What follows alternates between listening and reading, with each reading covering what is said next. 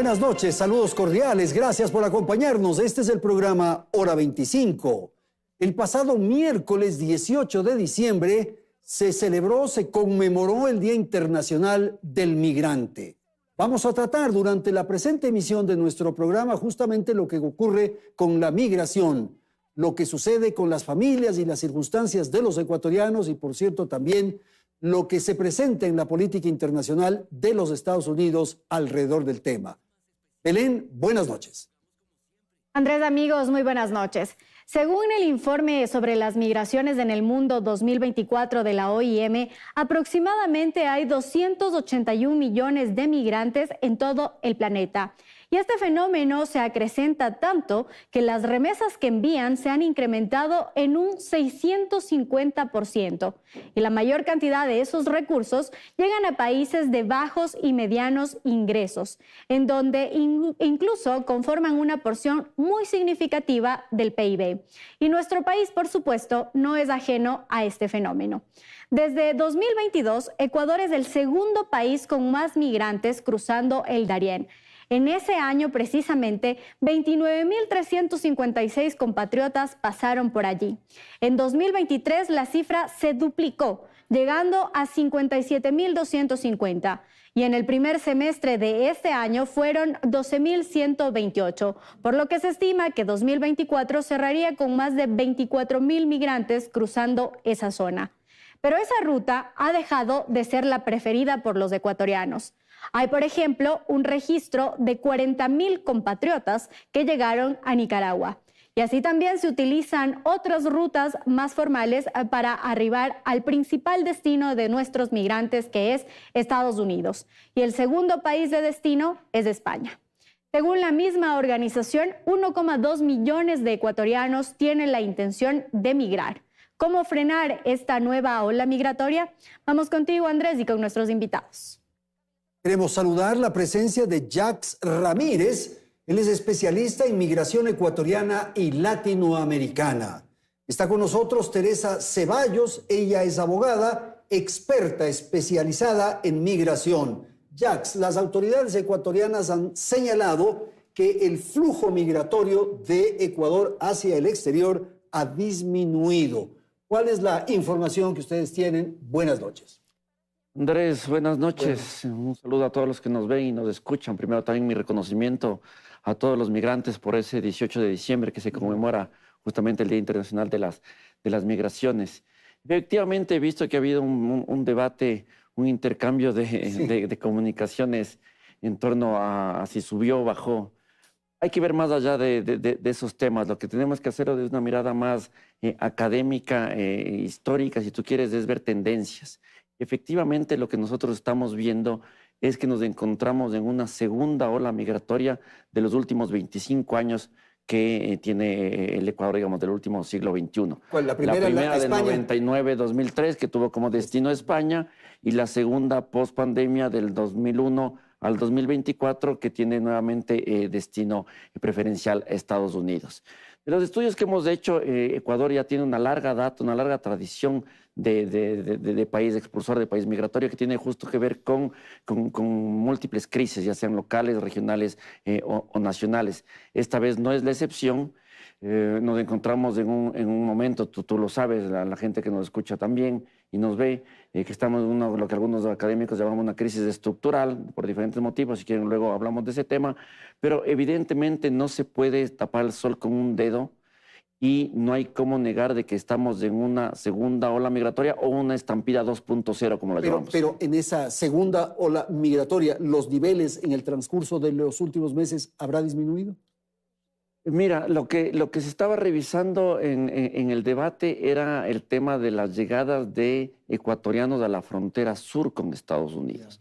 Revisando datos oficiales de patrulla fronteriza de Estados Unidos, año fiscal 2020, todos los años fiscales, pero hacemos la comparación 2023-2024, efectivamente hay un aumento del 5.6% de ecuatorianos que han llegado a esa frontera sur con relación al 2023. ¿Y qué ocurre, Teresa, con los compatriotas, los ecuatorianos que salen? Ellos son abusados, explotados, extorsionados. ¿Cómo operan estas bandas, estos grupos de coyoteros? En fin, buenas noches. Buenas noches, Andrés. Gracias. Muchas gracias por la invitación. Para mí es un gusto y un honor estar junto a ti y dar a conocer al público pues, el peligro que es salir de nuestro país con coyoteros. Eso se lo implantó hace aproximadamente desde la primera ola, como tú decías, de migración. Siempre ha habido la parte distorsionada de poder migrar a otros países como son los Estados Unidos. Lastimosamente, dentro del camino existen bandas delictivas que no solamente pelean por las personas, como tratándoles como si fueran objetos, sino ellos pueden sufrir abusos de violencia.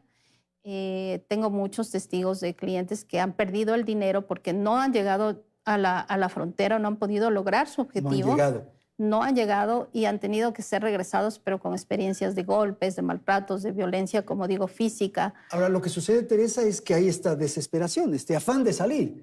Y claro, si alguien le ofrece esa opción y para eso es preciso pagar una cantidad, un valor, pues se hace. Esa es un poco la razón por la que se produce. Sí, hay la desesperación de salir, pero hay caminos y medios para salir a los Estados Unidos legalmente. ¿Es muy difícil o sí? No, Ajá. no es difícil. Vale. Por ejemplo, una persona que viaja con un coyotero puede pagar entre 15,000 y 17,000 dólares. El mismo valor cuesta sacar una visa de trabajo o sacar una visa EB2 por interés nacional. Entonces, lo que sí hay es perfiles, porque hay perfiles de personas que no cumplen con estas reglas en cuanto a estudios, a formación académica, y son las personas que buscan irse a través de coyoteros. Pero siempre Estados Unidos ha estado abierto a aceptar a las personas que quieren hacer procesos legales migratorios correctos. Ok, gracias, Teresa. Jax, me parece que uno de los elementos que puede demostrar lo que está ocurriendo, evidenciar lo que está ocurriendo, son las remesas. ¿Qué ocurre con las remesas y nuestros compatriotas que salieron? Antes de responderte, Andrés, también quería señalar otro dato de un reciente estudio realizado por la FIS. Salían algunos datos en el inicio de este programa. No solo hay que revisar las personas del dato que están llegando, de lo que estamos conversando acá, sino también los deseos de las personas de emigrar, ¿no? Y este estudio de FIS señala que el 57% de los jóvenes ecuatorianos tienen deseo de emigrar, ¿no? Entonces eso te dice muchísimo. Esa es una aspiración. Una aspiración. Ya. Unos pueden o no, lo que acaba de decir Teresa, en relación a que tengan visa o que consigan algún pasador o un coyote que les permita llegar a su destino, pero otra cosa es la intención, el deseo de emigrar. El 57% de los jóvenes ecuatorianos tienen deseo de emigrar. ¿Por qué? Las causas: crisis económica, falta de trabajo y violencia, las tres principales causas. Entonces, el problema, por eso decía, es estructural. En torno Las remesas. En torno a las remesas, lo que hemos visto es un incremento considerable a partir del 2020, ¿no? Había algunos analistas, me parece que era Banco Mundial, o bien no recuerdo, que señalaban una reducción de las remesas como efecto de la pandemia en el 2020, pero pasó todo lo contrario. Nuestros familiares empezaron a enviar dinero justamente porque ese año fue el más jodido económicamente hablando para muchos países, y Ecuador no fue la excepción. Y de ahí en adelante hemos visto un incremento sin precedentes en la historia del Ecuador. Se aumenta. Llegando a la cifra del 2023 de casi 5.500 millones de dólares, ¿no? Que representa el 4.6% del PIB. Hablamos de cifras extraordinarias. Jax, es cruel lo que voy a decir, pero eso es lo que produce la migración. Yo digo en términos más simples, el pueblo salva al pueblo. O sea, los migrantes con sus familiares que están al otro lado están enviando dinero que llega directamente al bolsillo de sus familiares. Eso ha ayudado a oxigenar esta economía tan debilitada con las personas y las familias tan empobrecidas. Y Teresa, tú señalabas el tema de la posibilidad de ir legalmente. ¿Qué ocurre con los Estados Unidos, las políticas que se están implementando allá para el tema migratorio? Por ejemplo, la famosa Green Card. ¿Qué está pasando ahí? Bueno, ustedes saben que el presidente Donald Trump tuvo una propuesta de campaña bastante dura, ¿no? En la cual decía que va a ser deportaciones masivas, y entonces la gente empezó a tener miedo porque dijo, me van seguramente a mandar a mí, otros, yo ya estoy afuera, o sea, desde el inicio. Pero en realidad lo que el futuro presidente, el señor Donald Trump, lo que desea es que todas las personas que ingresen con un proceso legal. Estos procesos legales se dan en base a sus nuevas reformas, en las cuales él va a ser mucho más fácil el hecho de que entren personas que a él le interesan. Por ejemplo, perfiles de carreras STEAM, todas las carreras STEAM que son las ingenierías, que son este tipo de cosas. Entonces, una de las propuestas incluso que a mí me parece muy interesante es que los jóvenes que estudien en Estados Unidos puedan obtener una residencia con el título universitario. Pero más bien la idea es expulsar a los estudiantes. No, él quiere expulsar a los estudiantes que llegaron con una visa F1 y no cumplieron con su tiempo de estudios y simplemente abandonaron los estudios y siguieron haciendo un trabajo irregular. Entonces, estas personas se quedaron sin un estatus y estas son las personas que él busca deportación. ¿Qué ocurre con esto que también ha sido motivo de dificultad, de polémica en las redes sociales? Es el tema de los niños que nacen los DREAMs. Exacto, en territorio norteamericano. Sí, los DREAMs son todos los niños, para los que no conocemos el concepto, todos los niños que entraron a Estados Unidos, sea por aeropuerto o por frontera, menos de 16 años. Ah, no son los que nacieron ahí. También pueden ser los que nacieron ahí, pero recuerden que los que nacieron ahí tienen nacionalidad. Ya tienen nacionalidad. Eso no va a cambiar. Eso no va a cambiar. Él quiere cambiar esto bajo un decreto ejecutivo. Pero los niños que entraron en menos de 16 años de otras nacionalidades son los DREAMs. Y sí les quería expulsar. Pero ahora él está siendo un poquito más suave con este tema de la ley migratoria y está buscando alternativas para incluso darles un permiso de trabajo extenso que les permita quedarse más tiempo legalmente. No sé si quieras agregar algo sobre esto. Sí, más allá de esos detalles que señala Teresa, lo que hay que tener en cuenta es que Estados Unidos, independientemente del presidente o presidenta que llegue, sean republicanos o demócratas, ya tiene una política estatal en torno a los temas migratorios que cada vez se va reforzando con estos enfoques de seguridad, de control y de externalización del control, como se llama a esta política. Que en el momento actual, una vez que se detectó y se visibilizó estas nuevas rutas por el Darién que hablábamos anteriormente, Estados Unidos empieza a realizar gestiones a nivel diplomático en una ofensiva de diplomacia migratoria con 3 elementos. Primero, la Declaración de Los Ángeles del 2022 sobre migración y protección, donde ya compromete a los países de la región para hacer una contención de los flujos migratorios. Después, el mecanismo tripartito entre Panamá, Colombia y Estados Unidos. Justamente estos países son los más involucrados por ser esta nueva ruta. Y tercero, un memorándum de entendimiento entre Panamá y Estados Unidos para deportar a todas las migrantes que están llegando a dicho país centroamericano. Entonces, lo que se busca es esta externalización del control, que no lleguen a la frontera sur, sino que van haciendo los controles en los países de México, Centroamérica, hasta Colombia. Ok, vamos a segunda parte del programa. Quiero pedirle a Teresa su apreciación sobre algo que dejamos pendiente en el segmento anterior, y es la expulsión, la deportación. ¿Qué está sucediendo ahora y cuáles son las políticas norteamericanas? Por favor. Ok. En el tema de deportación, tenemos que entender que no va a ser posible hacer una deportación masiva. Se está hablando y muchas personas tienen temor de que masivamente van a sacar ecuatorianos y personas de otras nacionalidades, pero esto no es verdad porque logísticamente y económicamente se necesita un presupuesto bastante alto para poder hacerlo.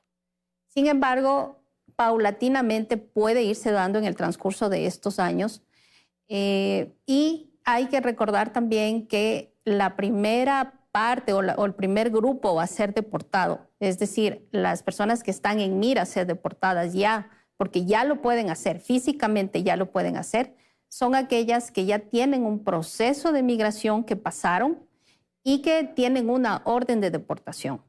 En el caso de los ecuatorianos, hay 31,000 ecuatorianos que están en esas condiciones y que no han salido de los Estados Unidos. A pesar de que el gobierno ya les ha dado una expulsión, ellos se mantienen en los Estados Unidos de manera regular. Entonces serán los primeros en ser expulsados porque ya han pasado por una corte.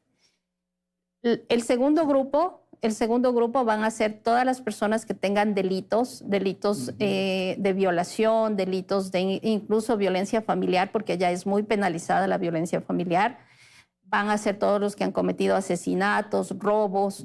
Esta ola también el presidente Trump, pues, y con justa razón, pienso yo, quiere sacar de su país porque son personas que han entrado a hacer daño y están causando problemas graves en el tema migratorio. Ok, ahora el tema migratorio, para recoger eso un poco que acaba de decir Teresa, es general. El Ecuador tiene una situación crítica, sin duda, pero se produce en distintos países y en diversas condiciones de América Latina. ¿Qué ocurre con este fenómeno? Sí, efectivamente, después de la pandemia, que siempre es un momento que utilizamos como línea base para los temas migratorios, porque se cerraron las fronteras en todo el mundo en ese año, se vio un incremento considerable de algunos flujos migratorios, sobre todo pensando solo en América Latina, de 3 grupos: venezolanos, ecuatorianos y haitianos. Estos son los 3 grupos que más han pasado por esta nueva ruta del Darién. Centroamérica, ¿no, Jacques? Sí, pero digamos, en centroamericanos y mexicanos tienen ya una tradición larga de migración. Te hablo como crecimientos, unas rápidas salidas. Que en el caso de los venezolanos y los haitianos, no necesariamente son personas que salen de sus países. Son haitianos que ya estaban en Chile, en Brasil, o venezolanos que estaban en Perú, en Ecuador, que también salen de nuestros países por las condiciones que todos sabemos. Lo interesante, Andrés, volviendo a este tema de los datos, es que estas políticas de contención que te señalaba anteriormente, que empieza a implementar Estados Unidos desde 2022, sí tuvo como efecto que se reduzcan los flujos migratorios de latinoamericanos que llegan por la frontera sur en términos generales. Hay una reducción alrededor del 8-9% en general de todos los migrantes latinoamericanos, excepto de 2 o 3 grupos. Entre ellos ecuatorianos y haitianos, que son los grupos que siguen incrementando. ¿Sí se logró entonces? Sí, las políticas de contención lograron cerrar. Como también se señalaba al inicio del programa, ya la ruta del Darién ya no empieza a ser atractiva para nadie, no solo por los peligros, sino también por estas contenciones. Empiezan a surgir nuevas rutas que han existido a lo largo del tiempo. O sea, los ecuatorianos han salido por avión hasta México cuando podían, por Centroamérica, por barco. Acuérdate, hace unos 10, 15 años que salían por las costas de Manta, ahora por el Darién, que es la novedad, la famosa ruta pobre, porque empiezan a migrar un nuevo perfil de ecuatorianos más pobres que no teníamos registrado anteriormente. Entonces, siempre una vez que se ponen estos filtros, estas barreras, los migrantes y estos pasadores empiezan a buscar nuevas rutas para llegar al destino. Y es lo que estamos viendo ahora, un reajuste de las rutas. ¿Y cuál es la apreciación que tú tienes? Algo que conversamos con Teresa hace unos instantes de los coyoteros, porque hay quienes señalan incluso que estas bandas criminales que están operando en el narcotráfico de alguna manera han abierto un portafolio, digamos, de actividad con el tema de la migración. Mira, nosotros estuvimos con un equipo de investigación en Necoclí, que justamente es la frontera entre Colombia y Panamá, y evidentemente hasta ese punto del continente americano, muchos migrantes pueden llegar, tú y yo, nosotros, en bus tranquilamente hasta ese punto. Otros sí utilizan ayudas y gente que te permite llegar hasta allá, pero todos pueden llegar hasta allá de alguna manera.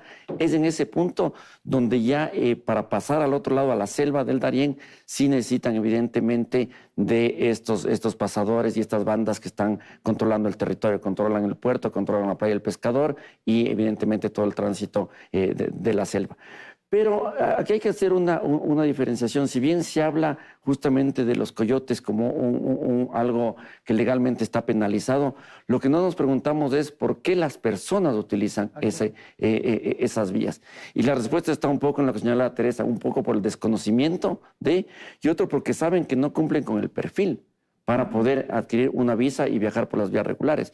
Cuando sabemos que tenemos 100 años de historia, justo en mi último libro se llama Un siglo de ausencia de flujos hacia Estados Unidos, muchas familias ya están allá, han vivido transnacionalmente y van a querer tener nuevamente la reagrupación familiar. ¿Qué opción les queda? Utilizar lastimosamente a estos pasadores, a estos coyotes con esos precios que también decía Teresa. Estos pasadores, quisiera insistir un poco, estos cómo operan, de qué manera los abusan, los explotan y particularmente las circunstancias en las que esta gente cae en esas manos. La forma de abuso que tienen principalmente es que entre bandas delictivas se venden a las personas. ¿Cómo es eso? Por ejemplo, si yo estoy viajando con un coyotero y llego hasta cierto punto, como comentabas, ahí le vendo a otro coyotero a esa persona. Y los dejan abandonados en muchísimos casos. En muchos casos les dejan abandonados porque el coyotero inicial no pagó al siguiente. Ya. Entonces, por eso se vuelve una mafia. Y realmente es una mafia en la que han muerto niños inocentes, madres embarazadas. Y bueno, los que más tienen opción a llegar realmente son los padres de familia. No, es trágico, sin duda, doloroso. Pero... Ahora, este sistema del coyoterismo, quisiera que me expliques un poco, Teresa. Hay un contacto aquí en Ecuador, alguien hace la relación, se le paga un valor, quizás $10,000, $12,000 inicialmente, se hace el desplazamiento, le entrega a otro coyotero, ese otro coyotero también recibe un dinero y luego tiene que ingresar a los Estados Unidos. ¿Ahí hay algún arreglo, confabulación entre los coyoteros y las autoridades? ¿Cómo será eso? No, yo estoy totalmente segura. Siempre los Estados Unidos se ha manejado por ser un país de orden y un país de gran trayectoria en su honestidad y en su transparencia. Bueno, pero ¿cómo pueden pasar? ¿Cómo entran? Ellos entran, lastimosamente, ellos entran por descuido de la policía fronteriza que hay dentro de todos estos lugares por donde pueden pasar, y muchas veces saltan el muro de contención. Hay personas, lastimosamente, que han muerto saltando este muro de contención, pero principalmente que haya acuerdos entre el CBP, que es la patrulla fronteriza, y los coyoteros. No, es pero ¿cómo le garantiza el coyotero a quien contrata sus servicios? De lo que tengo entendido, Andrés, no es garantizado. No es un proceso garantizado. Simplemente le dicen, yo le llevo hasta tal punto y de ahí en adelante usted puede ver otro coyotero. Y ahí es cuando pasan las penurias más grandes. Este es un fenómeno, Jax, que obedece a las circunstancias nuestras. Vamos a hablar en un siguiente segmento sobre lo que ocurre con los Estados Unidos. Obedece a las circunstancias nuestras de pobreza, de desempleo, de inseguridad que tú mencionabas, o de atractivo en los Estados Unidos. La nueva estampida migratoria, la que estamos viendo en estos días, evidentemente es resultado de esta crisis estructural que vive el país, como te señalaba al inicio. No solo la crisis económica, que siempre ha estado vinculada a los flujos migratorios, del tema del desempleo, la pobreza. En el Ecuador el incremento del trabajo informal ha crecido muchísimo. Todos estos temas económicos siempre han estado presentes como un factor explicativo. Ahora se suma también el tema de la pandemia, que como sabes afectó muchísimo, y desde el 2020 la gente se quedó sin empleo y también empezaron a salir. Pero a estos elementos se suma el tema de la inseguridad, Andrés. Este es un elemento nuevo que no aparecía en nuestros registros históricos de las causas de la migración. Ahora, no solo por el tema, perdón que te interrumpa, no solo el tema que se pone de las muertes violentas, que es el indicador que se mide, que sabemos que Ecuador tiene las 3 ciudades entre las 10 más grandes, más violentas del mundo, sino el tema de las extorsiones, las famosas vacunas. Con las personas que hablábamos nosotros, muchos te decían, nos están vacunando en la tienda, en la esquina, en la escuela. Entonces, es uno de los elementos que está provocando la salida.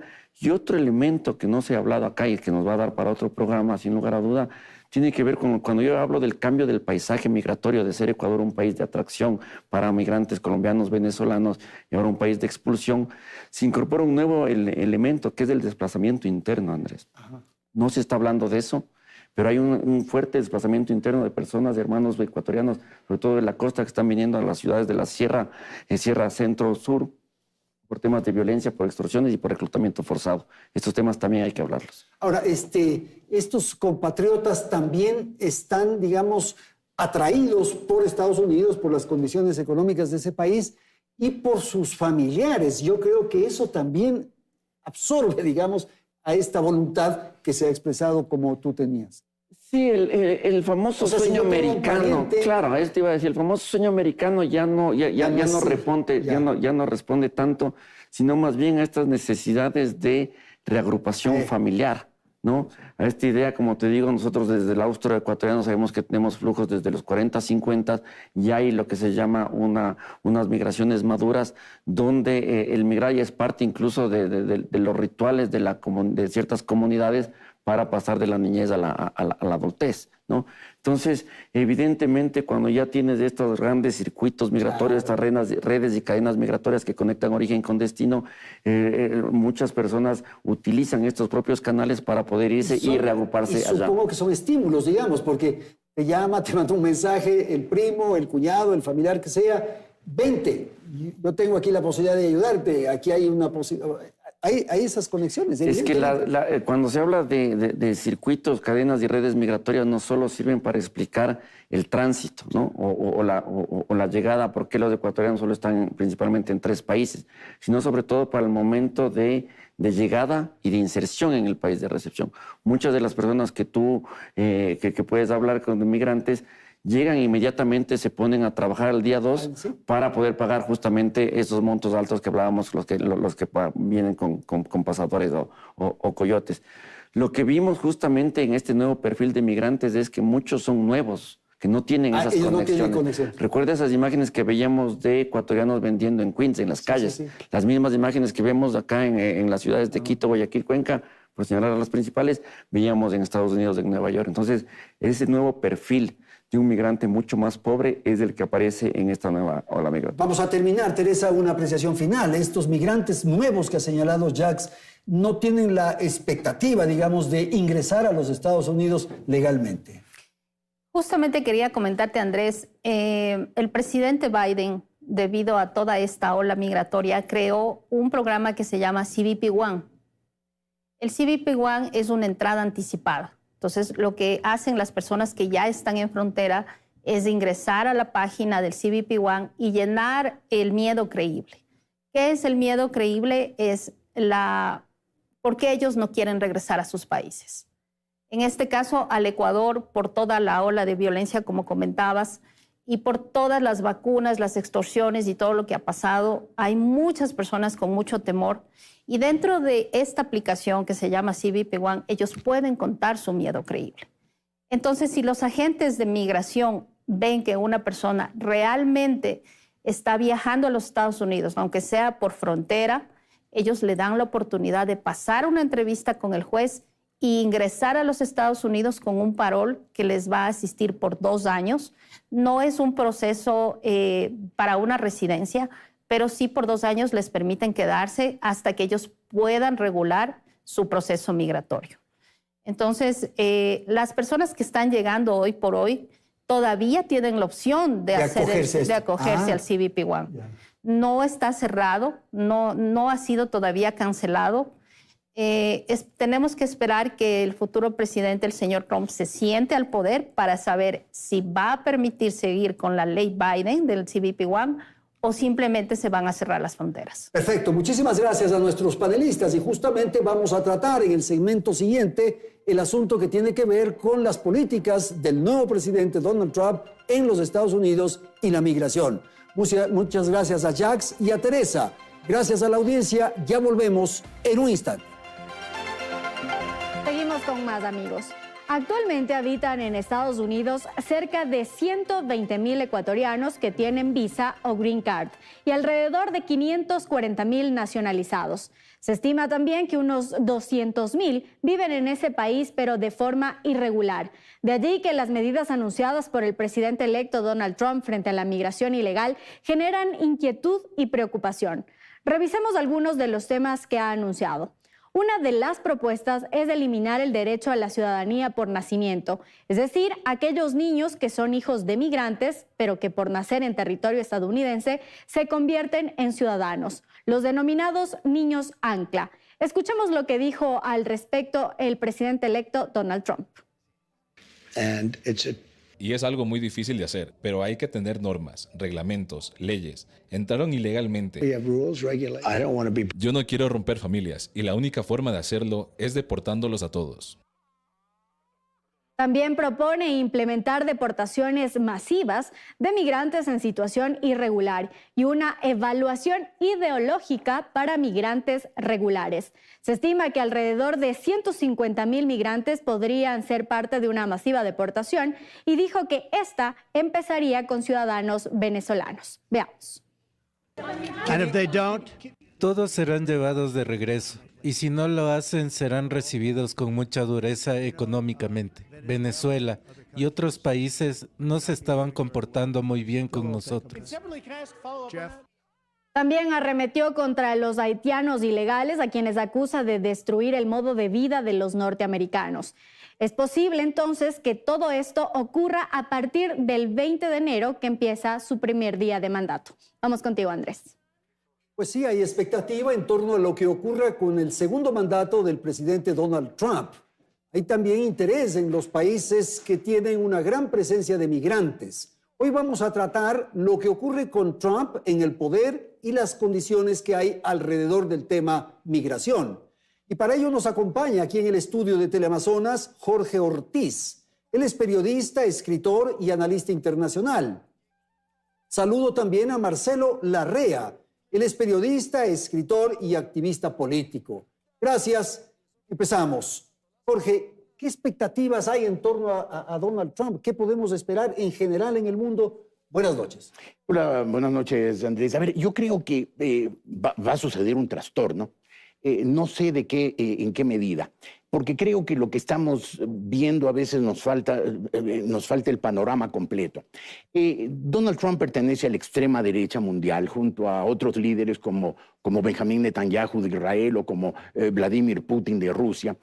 Una extrema derecha que hoy está pasando por buenos momentos. La extrema derecha hoy está de parabienes. Tanto como están, en cierto sentido, lo que va quedando de la extrema izquierda. Y extrema derecha e extrema izquierda, que siempre se ha dicho, pero más retóricamente, que son parecidos, que se tocan, que al finalmente convergen. Los opuestos. Exactamente. Esta vez creo que por primera vez está ocurriendo de verdad. O sea, vemos en el mundo una alianza estratégica antiliberal. Hay un afán por terminar la democracia liberal. La democracia liberal, esta estructura de poder que surgió en el mundo al final de la Segunda Guerra Mundial en 1945 y que le ha dado al mundo la mayor era de prosperidad y de paz. No nos confundamos con pequeños conflictos, paz global, que ha habido en la historia de la humanidad. Hoy hay la extrema derecha, la de Trump, la de Putin, la de Netanyahu, y la extrema izquierda, la de Xi Jinping, la de Kim Jong-un, la de incluso Alexander Lukashenko, unidos porque ambos tienen un común enemigo, y el enemigo de mis enemigos son mis amigos. Sí. Y entonces vemos, por ejemplo, en Ucrania, convergiendo la extrema derecha de Vladimir Putin con la extrema izquierda de Kim Jong-un atacando a Ucrania. Y en el medio van quedando las democracias liberales, es decir, los grandes países capitalistas occidentales que tienen un sistema democrático y que están hoy bajo acoso en todas partes del mundo. Lo vemos claramente y lo veremos en las próximas semanas muy claramente esta nueva pugna en Siria. Porque Siria, la Mesopotamia, allí donde nació la civilización, la cuna de la civilización, la cuna del hombre, ahí en la Mesopotamia, Siria, uno de los países más antiguos del mundo, se va a balcanizar, se va a fracturar y ahí se va a ver la convergencia de intereses, las alianzas aparentemente contra natura y al mismo tiempo los intereses convergentes de todas las potencias. Ok, gracias, Jorge. Entonces, en este mundo que ha descrito Jorge, el tema de la migración, este es un fenómeno inherente al ser humano, a la humanidad, digamos. Pero ¿qué ocurre con los países industrializados? ¿Qué ocurre con los Estados Unidos frente a la migración, Marcel? Las políticas anunciadas por el presidente Trump son particularmente graves, porque además lesionan los principios fundamentales de la evolución de los derechos humanos.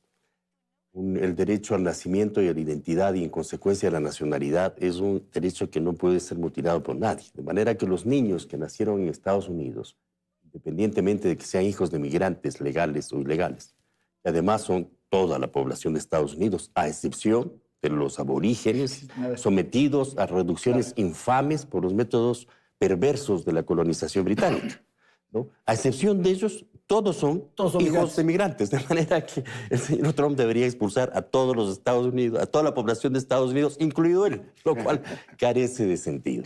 No tiene ninguna viabilidad, implica una violación de principios universales de los derechos humanos, inaceptable.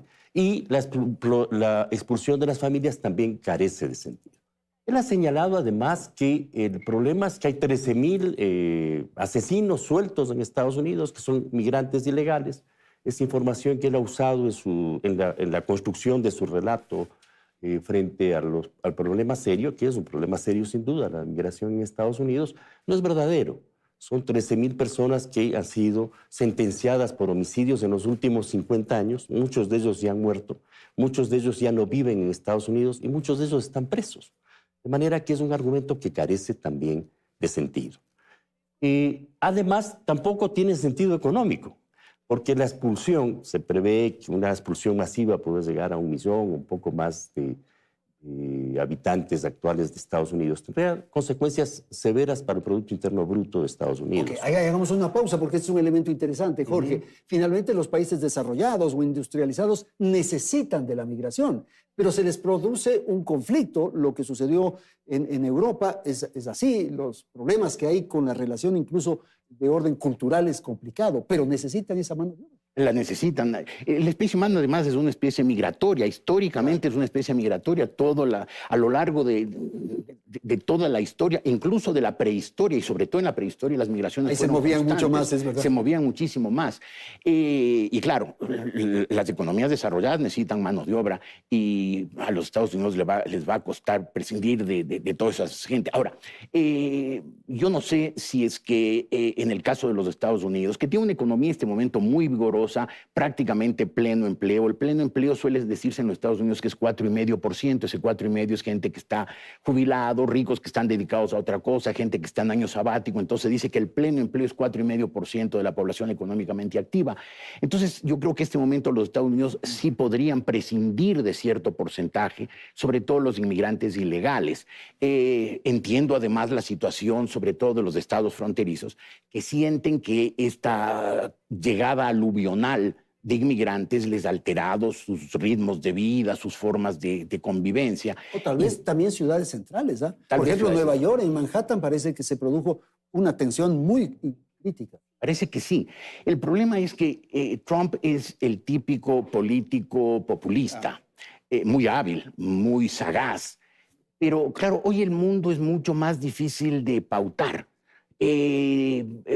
Cuando terminó la Segunda Guerra Mundial y sobre todo desde octubre de 1949, cuando la Unión Soviética se dotó de su bomba atómica, hubo 40 años de un mundo bipolar, ¿no? Al un lado las democracias occidentales con los Estados Unidos en la cabeza, al otro lado los países totalitarios socialistas con la Unión Soviética por delante, y estaba muy claro cuál era el argumento central de la política, de la humanidad. Eso se acabó en noviembre del 89 con la caída del muro de Berlín tras el fracaso, el colapso del socialismo. Y hoy lo que tenemos es un mundo, una multipolaridad caótica. Hay una serie de polos de políticos importantes, incluso han surgido en el mundo una figura nueva, que es los espacios de poder. Ya no son países o ya no son bloques de países, sino espacios de poder. Por ejemplo, el mundo islámico, con todas sus diferencias entre ellos, incluso sus rivalidades fuertes entre ellos, el mundo islámico es un espacio de poder, es un actor de política internacional. Los Estados Unidos tendrán que moverse muy cautelosamente en ese mundo, porque los presidentes de los Estados Unidos, demócratas y republicanos, cuando el Partido Republicano era un partido de centro-derecha, centrista, hoy el Partido Republicano se ha dejado arrastrar por los extremismos de Trump, ha caído en el populismo, entonces no se sabe bien por dónde irá. Pero en todo caso, los presidentes demócratas y republicanos construyeron toda una red de alianzas, tejiéndola con gran sutileza, con gran cuidado, para proteger los valores, la forma de vida de Occidente. De pronto vemos que el presidente Donald Trump es mucho más cercano a Vladimir Putin que al presidente Macron o al primer ministro Olaf Scholz. Entonces, claro, es la radicalidad, ¿no? Se entiende, son ambos de la extrema derecha. Entonces, es mucho más difícil, a eso quería llegar, entender el libreto del mundo. Durante los 40 años de la Guerra Fría, 2 bloques, un mundo bipolar. Era más fácil. Era más fácil, uno sabía por dónde iban. Hoy en esta multipolaridad caótica es mucho más difícil no solo entender qué pasa hoy, sino incluso pues prever qué pasará mañana. Claro, y este tema de la migración, para volver al asunto que tratamos inicialmente, produce una serie de dificultades en las condiciones culturales, por ejemplo, de los pueblos, de los países que reciben esa migración. En el caso de los Estados Unidos, a pesar de que se trata de un pueblo de migrantes, hay dificultades en la relación, es evidente. Tanto que una de las causas del manejo populista del tema de los migrantes que ha caracterizado a Donald Trump, pero sin embargo no ha sido el presidente más antimigrantes de Estados Unidos, lo fue Obama. Obama expulsó muchos cientos de miles más que Trump. En la primera administración expulsó a 2.900.000 personas y en la segunda 1.600.000 personas. En la primera administración de Trump expulsó 1.500.000, con todo el escándalo mundial que se hizo en relación a los migrantes. De manera que este análisis que hace Jorge de la diferencia de izquierda, derecha, extrema izquierda, también colapsa. O republicanos y demócratas, para ponerlo en el escenario norteamericano. Porque tú tienes un demócrata supuestamente más hacia la izquierda, ¿no? Que termina manteniendo una política más hacia la extrema derecha de la extrema derecha estadounidense. Pero es un problema que está en la superficie, que no es un problema estructural de la vida de los estadounidenses.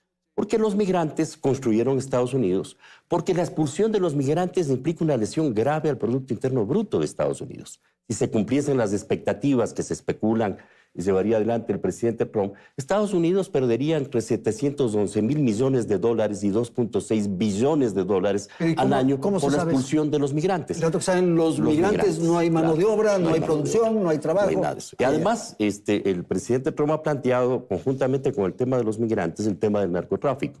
Y ha planteado que si México, Canadá y China no toman medidas contra la migración y contra el narcotráfico, les va a castigar usando la política arancelaria. 25% de carga a las importaciones de México y de Canadá y hasta el 60% a las importaciones de China, lo cual va a lesionar a la economía estadounidense también, porque obviamente van a tener que seguir consumiendo los productos de sus proveedores fundamentales. Y eso va a tener que pagar la ciudadanía estadounidense. Yo tengo la impresión de que este manejo del tema de los migrantes es un globo de ensayo del presidente Trump para ir marcando la cancha y señalando que él maneja la política en Estados Unidos y que él maneja los mercados en Estados Unidos. Y con ese criterio populista que ha señalado Jorge. Vamos a ir con Belén, que tiene otro aporte aquí en nuestro programa Hora 25, los Estados Unidos, la migración y la presencia de Donald Trump en el poder. Belén. Sí, Andrés, Trump además busca reformar el sistema de visas H-1B que actualmente se conoce como lotería de visas. La intención, ha dicho, es que exista un sistema de selección por méritos para así atraer a profesionales extranjeros en campos especializados.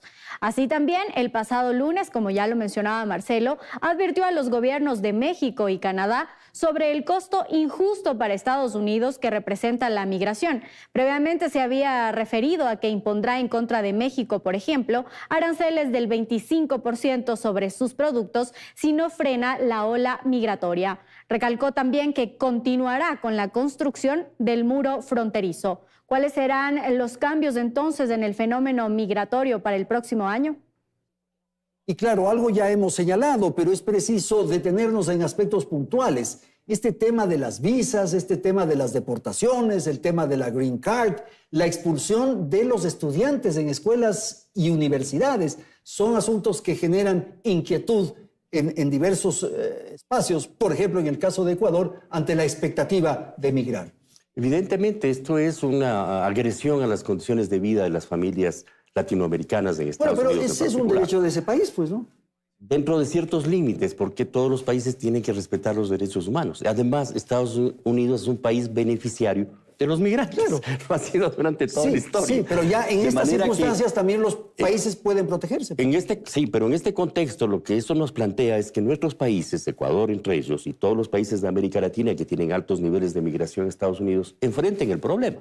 Debería haber una conferencia de cancilleres latinoamericanos que analice y plantee políticas adecuadas para poder establecer no un muro en las relaciones entre Estados Unidos y América Latina, sino un puente, que es lo que demandan las manifestaciones de los migrantes estos días en las zonas fronterizas y en el mismo Washington. No queremos un muro, queremos un puente. No somos un muro, dicen los migrantes, somos un puente. Bueno, y los cancilleres y los gobiernos de América Latina tienen esa responsabilidad. Y claro, la migración de América Latina se ha proyectado en los últimos 40 años por las crisis generadas por todo este manejo doloso y absurdo de la política económica, la crisis de la deuda externa, la hiperdeuda, la concentración de nuestras economías, no en la solución de nuestros problemas estructurales, ni en la construcción de vigorosos aparatos productivos, sino en la subordinación al pago de la deuda externa a los acreedores de la deuda externa. Entonces, ¿dónde está el problema? El problema somos nosotros, que expulsamos a los ecuatorianos, a los migrantes, o ellos que no nos dan chance de entrar. Desde luego que el problema nace en nuestros países, ¿no?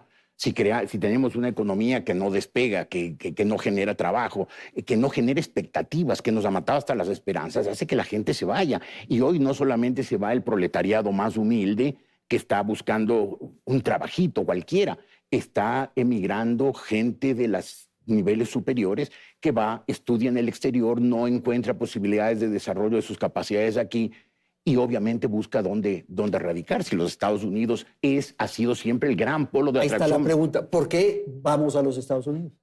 Los Estados Unidos, primero, es el país donde en realidad se inventó la democracia, ¿no? O sea, tanto el levantamiento de la proclama del 4 de julio de 1776 como la Constitución norteamericana el 17 de septiembre de 1787 fueron mucho más importantes incluso que la Revolución Francesa y que la Declaración Universal de los Derechos del Hombre que proclamó la Asamblea Francesa en 1789.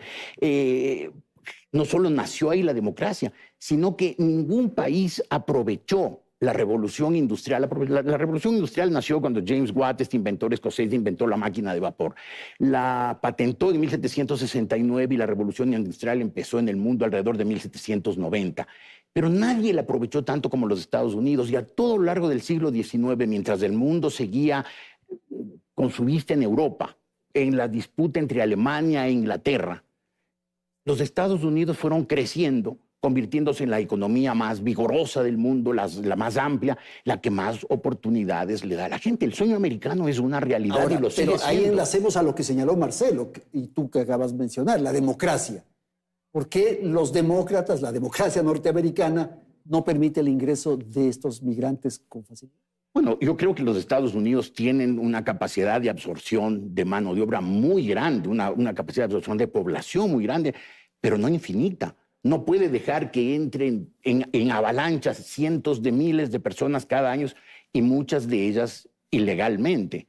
Yo creo que a mí me parece sensato el planteamiento de los Estados Unidos de permitir la inmigración, pero una inmigración ordenada, legal, no esta que se saltan las paredes y que unos coyoteros les explotan. Creo yo que los Estados Unidos tendrá que llegar a una política racional. Ojalá Trump tenga la visión, que no la tuvo en el primer mandato, fue un mandato errático, un mandato perdido, turbulento, pero ojalá tenga la visión ya con la experiencia y no tenga el radicalismo de diseñar una política inmigratoria sensata, que abra las puertas para que entren los inmigrantes que quieren ir allá, que los Estados Unidos necesita para mantener esa economía capitalista vigorosa en marcha, pero que al mismo tiempo impida esta cosa turbulenta de la llegada caótica, que lo que ha logrado es que los americanos que viven ahí muchos años, los descendientes de los irlandeses, de los italianos, nos está llegando... Una especie de invasión. Es una invasión que afecta sus valores y sus convivencias. El tema de una migración legal es lo que ha planteado Jorge. Sí, pero lamentablemente el tema de la migración tiene los sesgos que cruzan de la legalidad a la ilegalidad. Porque la gente que migra no migra porque está bien. La gente que migra, migra por desesperación. Está huyendo de crisis políticas, económicas, sociales perversas.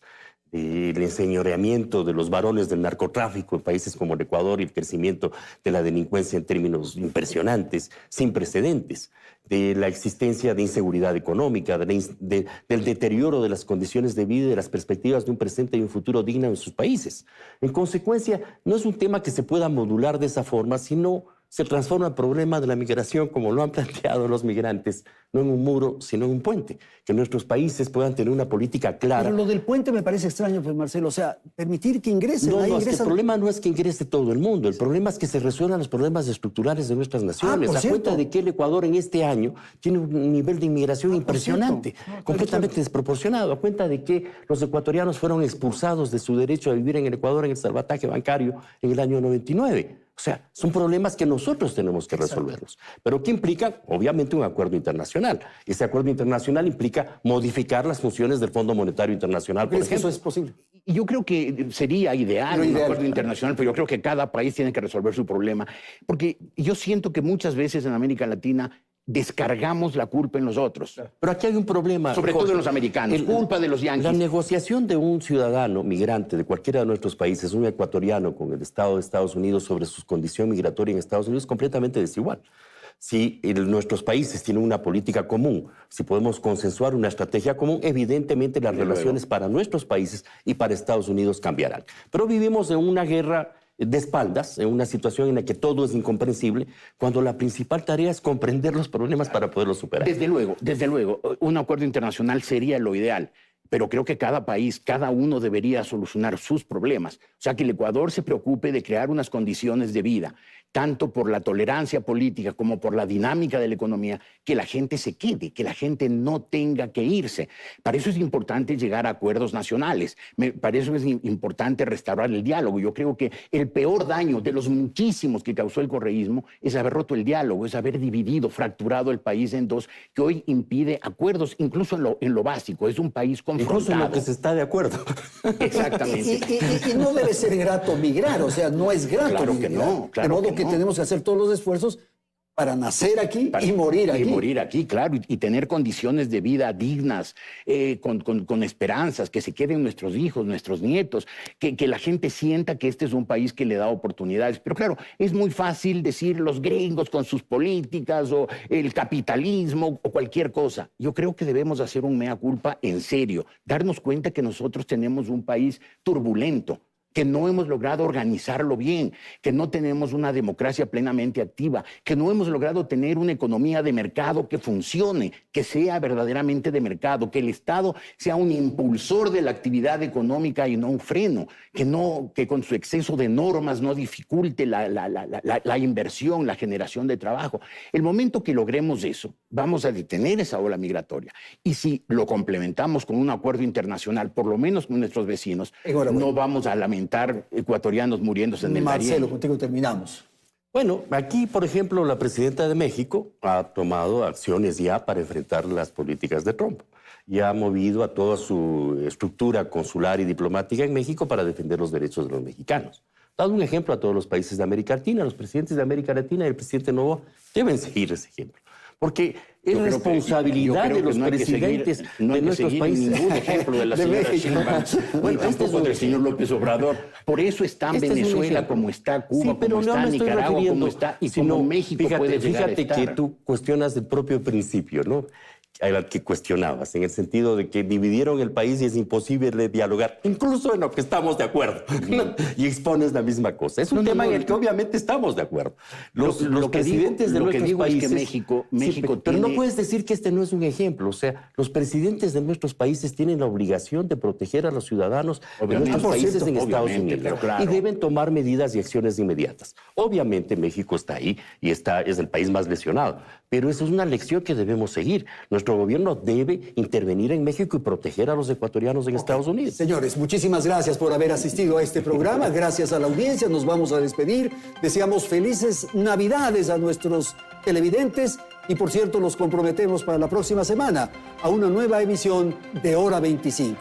Felicidades, Ecuador.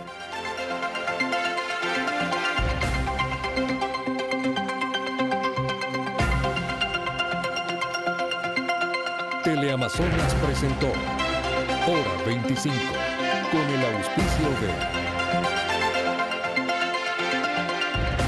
Formamos parte del ranking de instituciones Simago con más de 5,000 artículos indexados y somos partners de National Geographic Learning. Somos Uniandes.